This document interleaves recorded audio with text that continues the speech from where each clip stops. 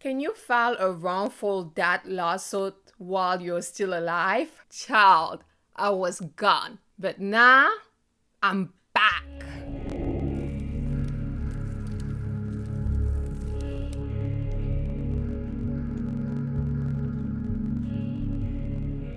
Butterflies winging it.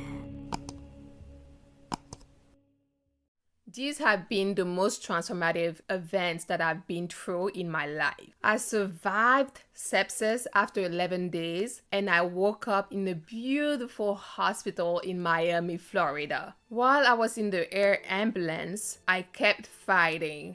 I would constantly be violent because of the trauma I had gone through. They couldn't go too high because they said my heart rate kept lowering every time they were going up in altitude. I guess you could say that, right? So we went to Miami, Florida, which was the closest to the DR. I woke up absolutely confused as of where I was. I was like, wait a second. Wait a minute. You mean to say that I went to sleep in the DR to wake up in Miami, Florida? My brain. My mouth was very painful. I still had the ventilator in. I was still incubated, but I just wanted them to take it off because I was so confused. I was just in my mind a lot, trying to figure out what was happening, what had happened. I constantly told the nurse. I kept like pushing for it. I was just like linking. I was just like, you need to do something about this. I want to say something. I need to talk. This needs to go. And I was a little bit mean with her. I never meant to be mean. I was kind of frustrated. So I just kept wanting to, like, I was using my fingers, you know? Like, I was just like do something right now. And she kept trying to let me know. She was telling me that the person that does it at the hospital was not there, but I just kept pushing and pushing. It was a big mistake because my mouth was already sore from everything that had happened prior, where they took the machine off and they put another one and they couldn't fit, or they didn't agree on something. So my mouth was already so painful, and she had somebody that usually doesn't do it because I kept rushing them. I mean, it had been hours already. I had been up and I was just ready to start talking. I was ready to have conversations. I just needed to know what was really happening. And the person who actually got that out, I don't know, it felt like something was just exploding in my mouth, and my mouth was all sore and I had like a bunch of wounds. Like my mouth was just messed up. It was just messed up outside and inside, and with everything going on in the GR and everything, my mouth was a perfect mess, and it was so painful.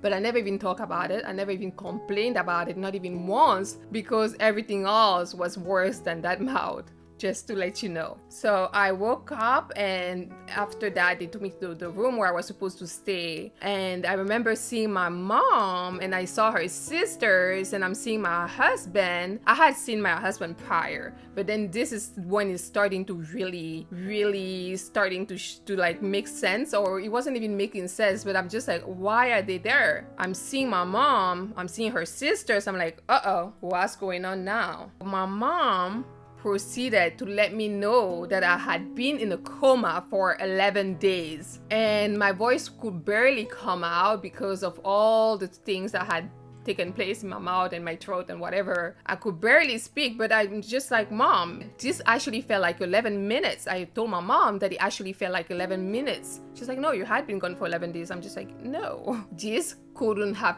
possibly been 11 days. I needed to get my mind together. I needed to make sense of everything. So I asked my mom if I could work. I was just like, after a couple of days, I'm just like, I'm ready to go. Oh, let's go. And she's telling me that I cannot walk. I'm just like, what? So it's really been that long? So that's when I'm just like, maybe it has really been 11 days, because the last time I checked, I was walking. So I'm trying to convince my mom to help me get up. I need to go. I had always had issues with walking, and it's so funny, like the things that you don't like the most, that you think about a lot, are usually the things that you may be experiencing, the things that you may manifest in your life. I had a really big big problem with not being able to walk in my life, because I've witnessed my dad always having issues with walking. He was on crutches. He had a lot of health issues, and I was like, this isn't ever going to be me. So when my mom is telling me that I cannot walk, I'm just like, I am going to walk. I can walk. I was so pushing to have like physical therapies. I was pushing to start walking. So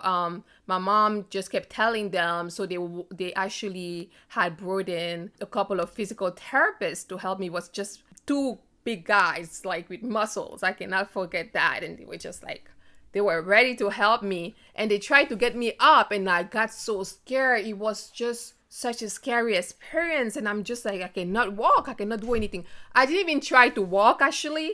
Just them getting me up was too much for me, where I was like, put me down. I just screamed, like, I was just like, no, I cannot do this. So I was just like, that's fine. I'm not going to try walking again anytime soon. And the doctor walked into my room and announced to me, he basically told me that all of my organs were failing. Can you imagine being told that all of your organs are failing? I was just like, my mind was just going like, what? Like, all my organs, what do you mean? And I'm just like, okay, I was trying to get myself out of a hole, and I got into a bigger hole, and it's pretty dark in this one, and it's so pretty deep. This isn't one that I'm ever going to be able to get out of. This is really bad. My blood pressure will often go up. I was given a bunch of pills that period. I guess it was to get me better with everything that was happening inside. So every time my blood pressure would go up, there was actually an alarm sound in my room, and I remember there was light going off. It was like a really big deal. Like you know, it says like, woo woo woo, and there's like light all over the room, and the nurses are coming,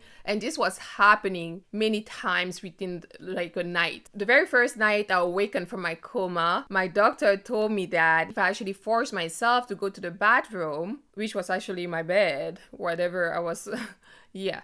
He told me that if I forced myself to go to the bathroom, I could save my kidneys. That he told me that my kidneys were going to be saved. I promptly did that, hoping to actually save my kidneys, but it barely happened.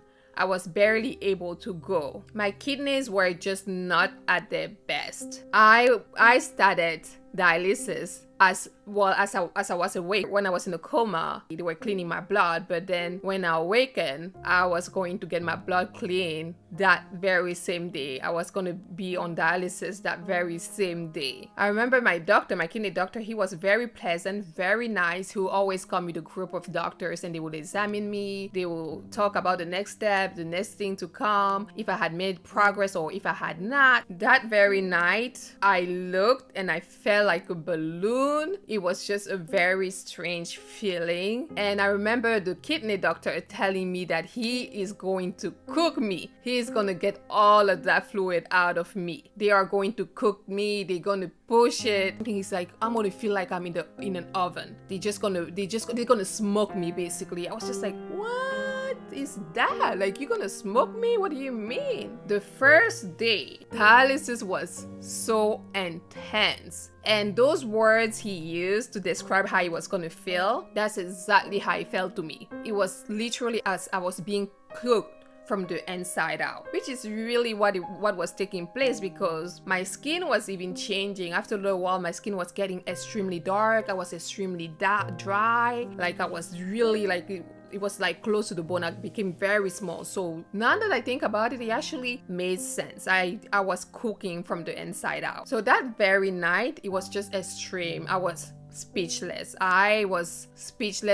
weak. I was tired. I couldn't believe that dialysis thing. I told my mom that very night that if I ever had to do it again, I'll probably die. And I was like, Mom, this is it. Like, just say your goodbye, because if they ever come back to do it again, I'm not going to make it. It was so intense. It was so extreme. It was just a lot. And I understood I had a lot of fluid in my body, obviously, because I was left to die. Everything was taken out enough, because my organs were failing, but still, they were just pushing too much. I wish they had been a little bit more gentle. So I was going through a lot of intense pain, intense suffering, and I'm going to be honest with you, I often thought of escaping from my body. I was often thinking that if I could get out of this painful body, because I can even barely explain to you how I felt. Like, I remember I wouldn't even talk. I was mostly unobservant because I was saving my energy to breathe.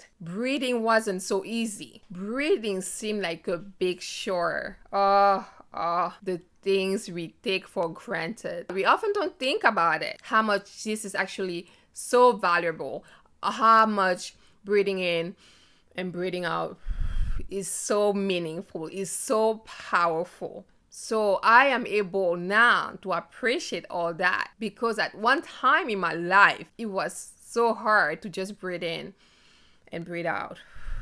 Although I was saving my energies, right? I was mostly observing. I had decided to be more of an observer than someone that would, express themselves with their voice. I wasn't using my voice as much because I was saving energy to heal and to breathe. Simple things such as breathing.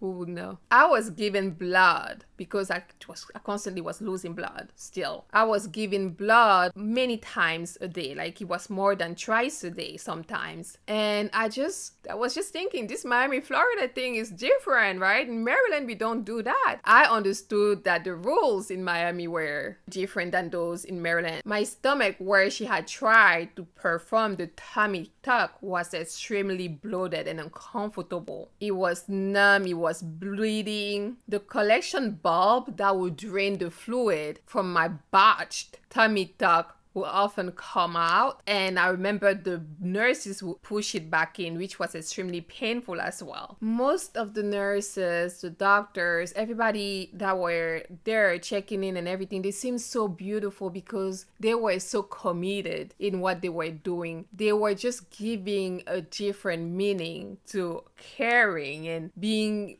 empathetic and all that. I really appreciated most of them, but there was one, of course, that stood out. There's got to be somebody that's always standing out. There's got to be that one person, and that was, I remember it was at the very beginning. And they said she was the head of the nurses, and this lady was just, for someone that had the knowledge, that's supposedly a head of the nurses, because if you have to manage a bunch of nurses, you must have experience. This lady, I remember my mom was feeding me some soup or something. She came and she told my mom to stop feeding me, that I'm not a baby. I need to do it by myself. And I couldn't even raise my hand. Like, I couldn't even use my hands. And I was shocked. My mom was also shocked. Like, how can this lady say something like that? How can she possibly say that my mom shouldn't feed me? So she basically told my mom that I needed to feed myself, that my mom shouldn't take care of me. And I felt like, maybe there's an issue with me. Like, I'm supposed to be taking care of myself. If she says that I'm supposed to be taking care of myself, then something must be really wrong, That kind of worried me for a little bit. But then I understood that it was her personal issues. It had nothing to do with me. But I was shocked, I'm telling you. A lot of the stuff that had taken place was starting to come back to me. I was going through very intense pain and suffering. And through it all, I was learning a lot. I felt I was going to be there forever. I didn't think I was getting better. I didn't feel I was getting better. They were coming for physical therapy. They actually had like a schedule. So they would come once every morning, and it was hard to get me up. I was like, what is wrong? I need to be on the go. So they will help me up. It was so hard. And I remember that I was so committed. I so wanted to get better that my mom started to help me up going to the bathroom. I was like, I need to get up and go to the bathroom. I don't need people to be changing me and doing this. So I was really pushing to get better. I wanted to get better, but I was always bleeding a lot. They were not doing much to my stomach. And I remember they had a surgeon that would come in. They would call a surgeon every time my stomach didn't seem to be good, or if it was bleeding too much that night. He would come in and he would do absolutely nothing. He would barely even touch me. Like, he wouldn't even touch me. He wouldn't do anything. And I know he was afraid because of everything I had gone through, and I was still so weak. So nobody was going to operate on me unless it was a big emergency. And at the time, my stomach was not. I think, I don't know. I wasn't healing because of that, but well. So after a while staying upstairs, which was really nice, I wanted to experience, because they were often telling me that when I'm going to get much better, they're going to send me downstairs. So I didn't even give them a chance to actually send me downstairs. I begged them to send me downstairs. I was like, I'm tired of being in this small space. I feel like I'm losing my mind. I'm ready to go downstairs. And going downstairs was actually a bad decision. They took me downstairs and it was just totally different from what was going on upstairs. And I remember asking, why is it that upstairs is beautiful, fancy, gorgeous people, and down here it's just like, you know, I'm hearing people scream, yell, the food isn't great, like what makes it different? And I think they had explained to me that upstairs it was very much of like a commercial space, like from people that where I was for like people that had a lot of money would come there and stuff. So they had to make sure the setting was different from downstairs. I'm telling you, downstairs was like I felt like it was jail. Like it was like I felt like I was in a cell. And I remember I often asked my mom to kind of pick me up when I would stand for a little bit, because I was very weak. I was extremely weak. I was still losing a lot of blood. I didn't understand what was going on. There were windows, they were all the way up. So I was asking my mom to kind of pick me up so I could look at the palm trees. And that really stayed with me, because I really meant it. It was coming from my heart. And my mom that was going through everything she was going through, of course she wasn't telling me, but I knew she was, but she was not going to tell me because I was in a worse place than she was. So she often picked me up so I could look at the palm trees through the little small windows. It was all the way up, I remember, and she would kind of pick me up and I would just take a glimpse and I'd be like, oh, that felt like freedom. Like looking at outside, like felt like freedom, the freedom I could never ever experience again. And I remember that I had always promised myself that I would never experience jail, and this felt like being in jail.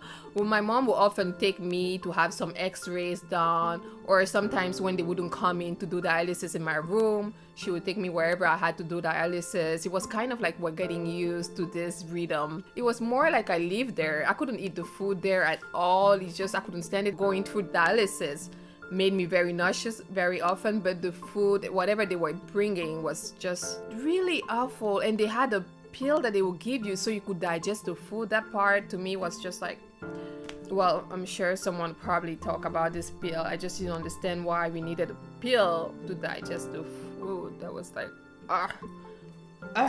why should I need a pill to digest the food you're serving me? Is it really food? Like, what is it? Like, what is it? What is it, butterfly? Someone tell me, what is that? Why do I need to have that little pill so I can digest the food? But anyways, my mom was beginning to get homesick. Her sister had gone a long time ago. My husband was back and forth, but she was all alone and her hotel room was becoming expensive. So we had been there for like probably even a couple of months. I wouldn't be surprised, but I'm just not great with the timing because I wasn't quite there yet. I was still getting back into myself, and my brain was still very much like a baby brain, it was interesting. I wasn't quite there yet, so I wasn't really paying much attention to the day, the time, hours, or whatever, ever. I never really knew what day we were on or whatsoever. I didn't know much, but I know that we must have stayed there probably close to a couple of months, I want to say. We were ready to go, like, goodbye, like, we're done with you all. We're going back to my family, okay, the rest of my family.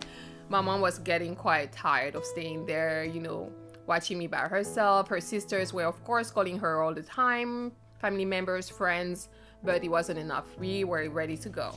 So that day, my husband came. Actually, my husband came the night before we left to go back to Maryland. Dun, dun, dun, dun. Mambo time. Yeah, we're going back to Maryland. Yes, so it was exciting. It was quite an exciting time. I was pretty excited, but yet I was still scared because, I was still very weak. My organs were still very weak. I felt weak. I felt exhausted all the time, all day, although I wasn't doing much. With the dialysis, I wouldn't wish dialysis on anyone. And if you have to go through dialysis, I'm sending healing vibes. I am letting you know it is okay. Just like, be strong here, be strong up here. That's all.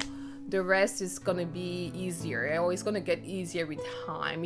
Well, does it even get easy? I don't know. Let me not. No, I don't know. Just dialysis isn't good. It's not good. You are literally. I was telling my aunt and everything. It's like you're dying just little bit by little by little. I feel like I was dying with dialysis, so I wouldn't wish that on anyone. We had to get out of Miami, Florida. We had to get out. We got to the airport. They asked us to buy a wheelchair and a walker. So my husband got both a wheelchair and a walker. And that day, we are walking through the airport. They were pushing me, of course, because I couldn't walk. And of course, I wanted them to buy me everything at the airport. And I couldn't even really try anything. I remember I had to go to the bathroom. And thankfully, if I was to hold something, I could stand and then I could use the bathroom. But then I didn't even need to use the bathroom. I had to throw up because I was becoming so sick. Although I wasn't even eating much, but I was sick at the airport. But I was still quite excited. I was afraid, but I was excited. I was worried that I wouldn't breathe on the plane. I was worried about my mom, who was also worried about me because I didn't want her to feel bad. So I was not talking about it. I was just sitting there and I was observing. It didn't matter what my mom was talking about or my husband. I was mostly just observing. My mom was so excited that at some point she just abandoned my walker somewhere. And we were like, where's the walker? We couldn't find it. It was funny. So we got on the plane and, I was sitting with my mom because my mom was just my husband was sitting somewhere else because my mom wanted to make sure she's always so close to me. Honestly, it wasn't an easy flight. I often felt like I couldn't breathe, but I was okay. I was just starting to take it slowly, just go with the flow, getting used to going with the flow no matter what I was going through inside. Everything went well. We actually had a safe flight to Maryland. Welcome to Maryland, butterflies. Yes. So we made it safely to Maryland. My mom was like, my aunt came to pick me up, the one that was initially supposed to go with me. What's like the irony. I love my aunt. I adore her. She's amazing.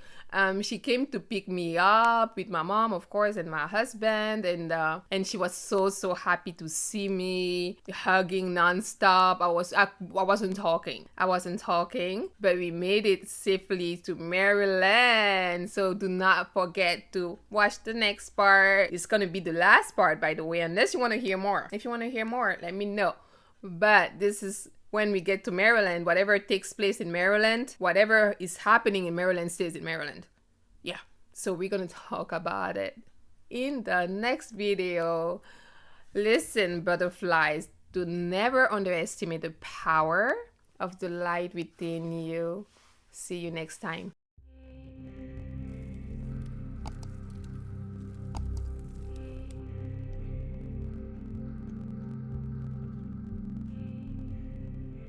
Butterflies winging.